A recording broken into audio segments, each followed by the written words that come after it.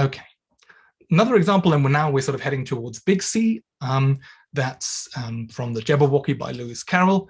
"'Twas brillig and the slithy shows, did gyre and gimble in the wabe, all mimsy where the borogroves and the momreths outgrabe."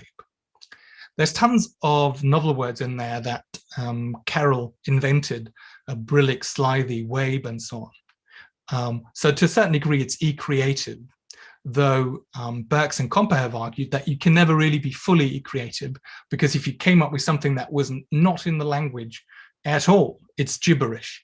And even if you think about the novel words that Carroll comes up with, like brillig and toves, it follows the phonotactic rules of English, right?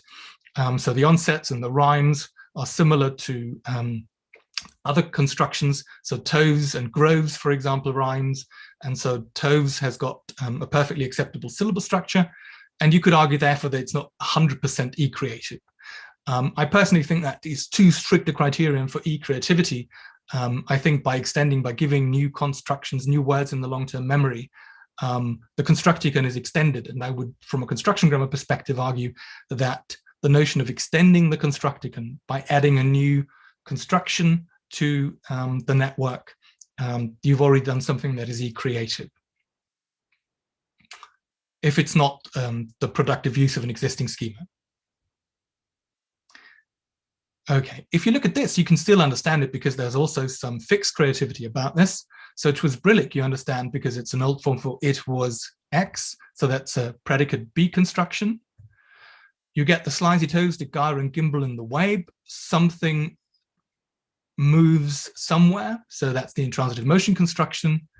All mimsy were the borogroves, X is Y, another predicate B construction. And the momreths outgrave, the momreths has got a plural marking on the rest, so whatever the refs are, they're in plural, it's a noun phrase. And they did something which was outgrabing, so it's an intransitive construction. So this sort of, to a certain degree, supports Bergs and Comper's view that, you can never be fully creative, because that would be like the bird's seed on the keyboard and the bird's picking away. It would be gibberish. But you rely on templates here, schemas, which you fill via F creativity. But I think you also extend certain elements. You create new words. That's what Carroll does here. And sort of this is also e-creative, as I would argue.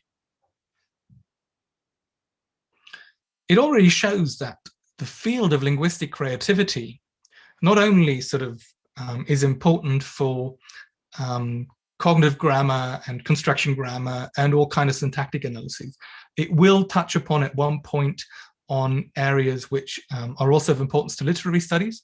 And I don't claim that I'm a literary scholar, but all that we do as linguists is offer a framework that perhaps is of interest to literary scholars. And many working in cognitive poetics, experts on that kind of thing, can relate to the terminology and the cognitive approach of construction grammar. So this really should be seen as an offer for discussion, for interdisciplinary work. And in no way, shape or form am I implying that I'm doing literary work or that I can do the work of cognitive poetics. But this is one part where I would hope construction grammar and its perspective could help sort of as a tool and as a starting point for interdisciplinary discussion.